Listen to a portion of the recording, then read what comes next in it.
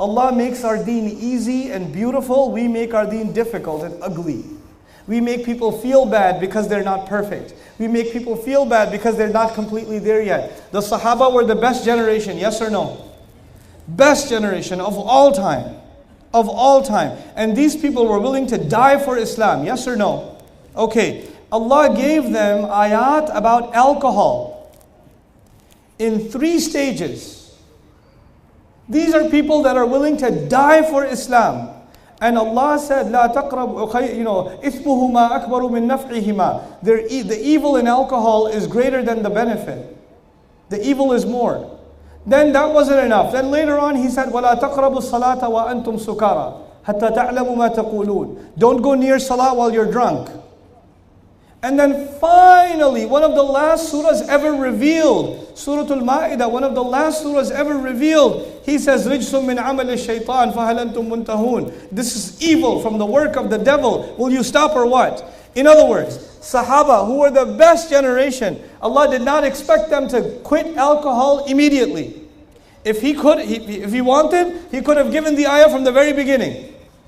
Now think about this even further. Alcohol is considered not just haram, it's also considered evil. There's a difference. Pigs are not evil. Pigs are just what?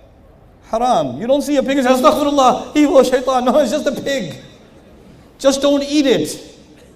Okay, it's a pig, Allah made it. It's not evil. Relax. Okay? But alcohol is not just haram, it is also what? Evil. Which means it was always evil.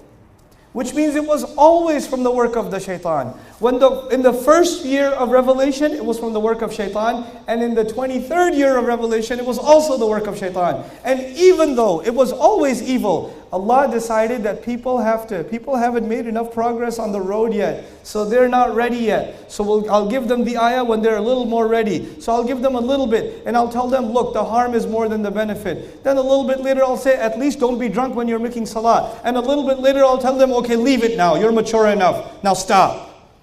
The best generation, Allah allowed them time to make progress on the road. And what do? If a drunk guy walked into the masjid today, he's had 2-3 beers, you can smell it from 10 feet away, and I want to pray. What are we going to do with him? We're going to beat him up and kick him out. And once you kick him out, where's he going to go? Back to the bar. He's going to go back to drinking. He came to the house of Allah. He took a step. He took such a big step. And you said, go back, this step is not good enough for us. You're not good enough for us.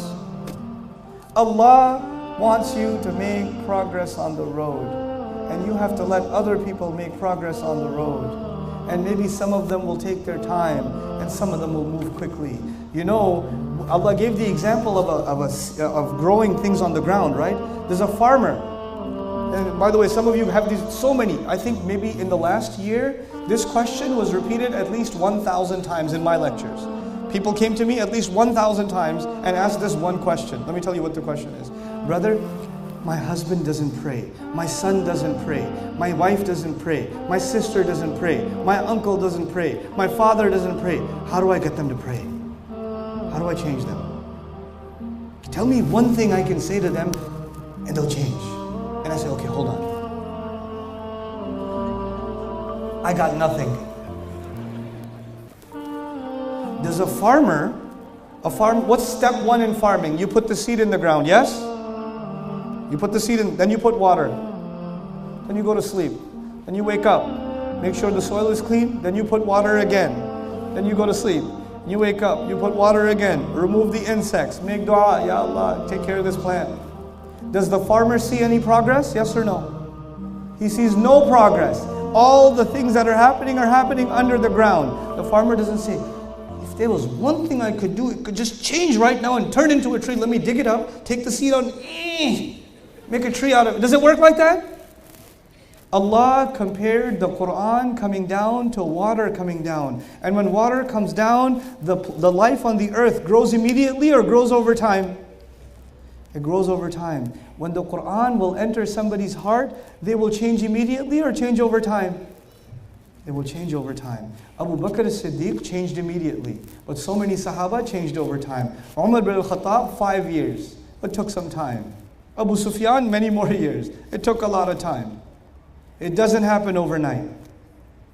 People only quote the example of Abu Bakr as-Siddiq. By the way, Abu Bakr as-Siddiq is an extremely amazing example. Even for the Sahaba, he's too high of an example. What about you? People quote the greatest example and make you feel bad. There are so many other Sahaba, hundreds of thousands of them, radiyallahu anhum wa radu anhu, that did not transform the same way as Abu Bakr as-Siddiq, radiyallahu ta'ala anhu. They took their time, and Allah is happy with them too. Allah is happy with them too. Call people with wisdom. Let them grow. Let them listen. Let them listen. I was giving a lecture in England. When I finished my lecture, a woman came up to me and said, "Please don't tell anyone, I'm Shia. I've been listening to your lectures for a year. It's really helped me a lot. Please don't tell anyone." You know why? Because it's Birmingham, England. Whew, that place is crazy. You know. Other guy comes up to me, "Brother, Assalamu alaikum. This is my wife, myself, and there's about 50 of our friends. We are from the Baha'i religion. We've been listening to your lectures for a long time. Please don't tell anyone." I'm like, "Yeah, welcome. Assalamu alaikum. Sit, relax." I don't need to go after and start having debates with the Shia person or the Baha'i person or any other person for that matter. Why? Because my only concern is to get the water to the heart. That's all. The rest, who will do? The rest, Allah will do that. You're not going to do that. Allah will do that. That's up to Allah what He does. That's not up to me. We don't give people a chance. We're too busy arguing with them and debating with them and pushing them further away from Islam. This is not wisdom. This is just not wisdom. Call people to the path of your Rabb using wisdom. Bil hikmah.